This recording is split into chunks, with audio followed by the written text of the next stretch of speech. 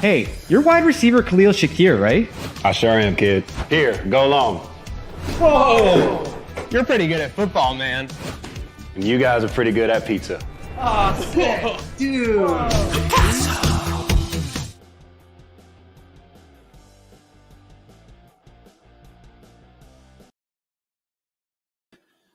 What's up, everybody? Welcome to the Picassos Pizza post-game show. The Buffalo Bills defeat the Miami Dolphins on Thursday Night Football 31-10. As I said, Picasso's Pizza post-game show brought to you by Picassos Pizza. Get your pizza nationwide. I hope you enjoyed it during this Thursday Night Football game where the Bills handled business. First up, before we get into anything, wishing the best for Tua Tagovailoa, who got hurt in this game in the third quarter with a collision with Damar Hamlin at about the 5-yard line.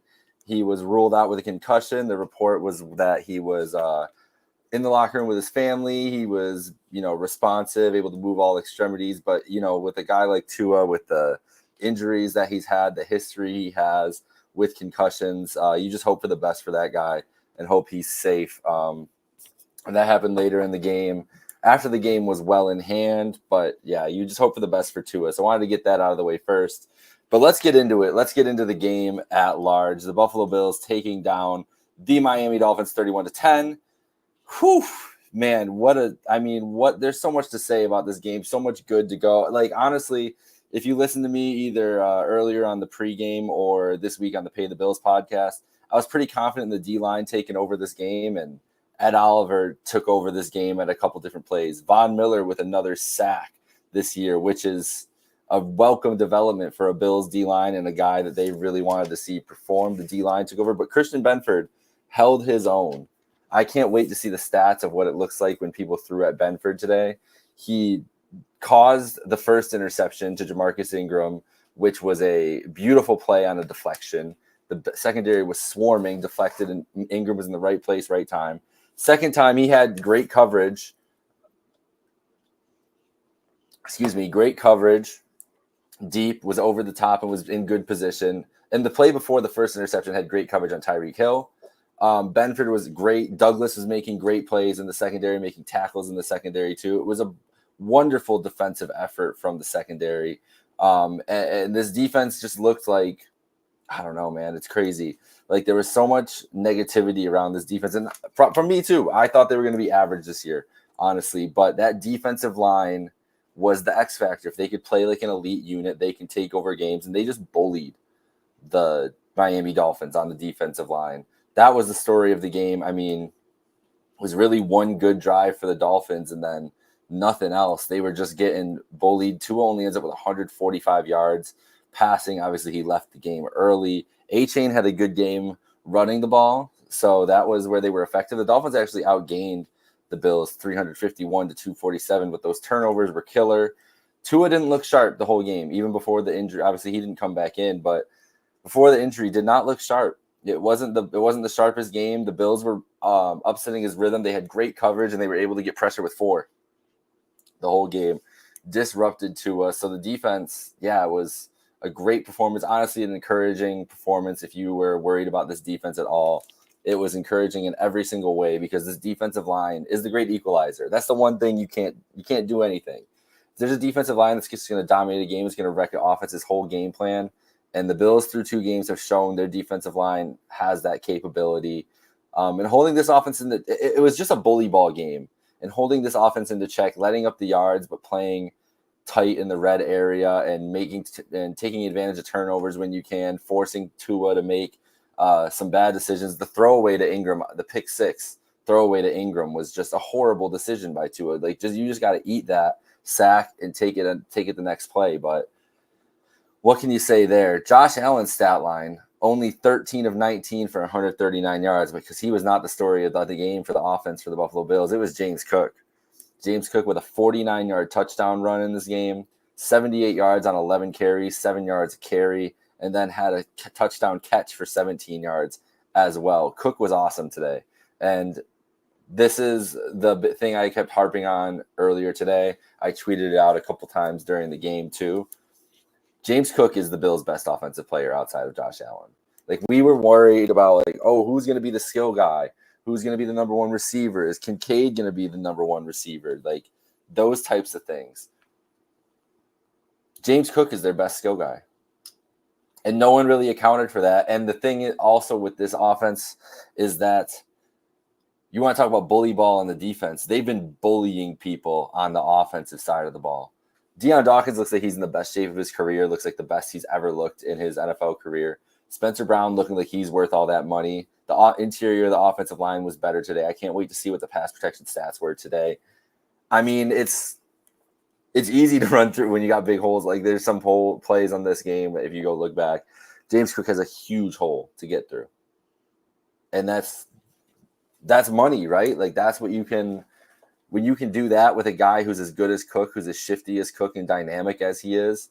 This was the vision for Sean McDermott. This is what he wanted out of this team. And Ray Davis, 9 carries, 29 yards, had some pop on a couple of those, got stuffed on a couple, but it was nice to see his usage. I think that they got an effective rushing game. And Josh Allen, again, 13 of 19 for 139 yards.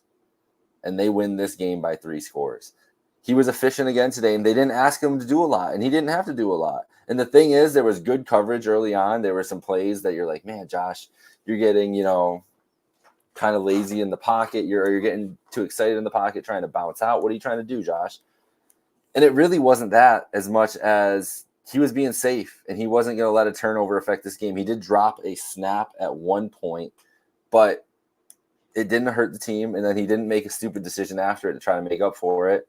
He managed this game well. They didn't ask him to do a ton, but when they did, he converted. There was a couple nice plays. Shakir, the leading receiver today, 5 for 54. Ty Johnson had a reception for 33 yards.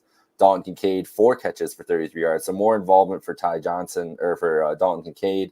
Cook, we said, has the touchdown. Curtis Samuel, 1 catch, 3 yards. Only that screen pass. And then the only other target is Ray Davis, who got a negative yard. Coleman was targeted a couple times. Hollins, Valdez-Scantling down the sideline had a miscommunication. So Allen to 6 targets, but he only had 13 completions. They didn't ask Allen to do a lot, and I think he could have if they needed him to. But the story of this game was bully ball. The story of this game was bully ball. That's as simple as it is. The Bills in the trenches bullied the Miami Dolphins, and that's effective football to win championships. What this team looks like right now, it looks like to me that the Bills were ahead of the trend of where the sport was going. I mean, look at these two quarterbacks were under 200 yards. They were under 150 yards passing. The Bills were ahead of the trend of where the sport is going. It's a horizontal sport now. It's not an up and down sport. Mike Bunt mentioned that on our Pay the Bills podcast Tuesday. We had a nice long discussion about this. And the Bills are ahead of that trend where they're not trying to take those killer deep shots anymore, but we're going to have weapons all over the field. Their offense is ahead of that trend. They've built a power running team. And when they shipped off the pieces that they have offensively between a Diggs and a Gabe Davis, they brought in more possession guys who can get open in the intermediate and short areas and make plays out of that. And they believed in their offensive line, believing in Connor McGovern enough to take over and do that. Believing in Deion Dawkins to continue at his pace and paying Spencer Brown and believing that he could keep up last year's efforts, right? It's all paid off into where they could have an elite offensive line unit, and that's really all you need for Josh Allen. And the weapons are good enough, but I don't think it really matters who's on the field with Josh at this point. But I think they have good enough weapons. We've talked about Cook being sky's the limit for Cook at the running back position. The stats haven't been gaudy this year, but the talent and what he brings to is a kind of dynamic that the Bills don't have in any other player. It is. He's the most dynamic skill player they have, and they're going to lean on him a ton this year. And I think that's perfectly fine. That could be a recipe for success. The receivers it's going to be a committee effort every week. Shakir and Kincaid were the clear leaders today. Shakir always open, always sitting in the zone, 10 yards per reception. It's kind of scary that we haven't seen the Bills unleash really yet. They haven't had to because this defense has been so impressive. The thing that I think Brandon Beane and Sean McDermott did that was smart with this defense is when they let go of all these guys, if you're talking about Tre'Davious or Poyer, who looked pretty slow on play with James Cook or Micah Hyde, out in limbo and everything that's going on there. Just the guys that they got rid of, right? Got concerted effort to get younger. In the secondary, like, oh man, all these questions. Like, first of all, Benford and Douglas might be one of the top pairings in the league. I'm ready to say that right now. Christian Benford is one of the top cornerbacks in the league. He's been playing like it for a couple years now, and I think this is the year he will get his respect. And Rasul Douglas is a great number 2. But Benford is hard to fucking throw at. Sorry for my French. And he is going to keep that shit up. He's been awesome all year. If you look at the fancy stats, the charts, they all love Benford, but you can just see it on the field. He's so smart, and he's just a huge human being playing cornerback. He knows how to use his range. He knows how to bait quarterbacks. He's impressive, and Douglas is a great number 2 to him. The corners are good, and the Bills knew that was going to be a strength of their team, not a weakness.